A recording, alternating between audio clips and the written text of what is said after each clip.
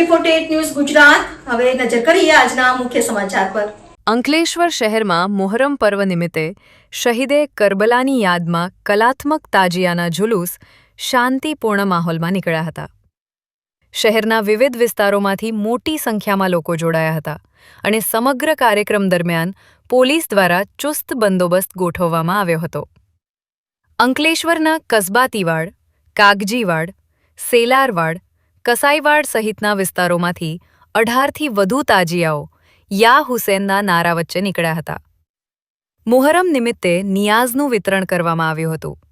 તમામ તાજિયાઓને પિરામણ નાકા ખાતે ઠંડા કરી બીજા દિવસે નર્મદા નદીમાં વિસર્જિત કરવામાં આવ્યા હતા। સમગ્ર કાર્યક્રમ કોમી એકતા અને શાંતિપૂર્ણ માહોલમાં સંપન્ન થયો હતો। Dharmesh Rana, ABI48 news Gujarat, Ankleshwar.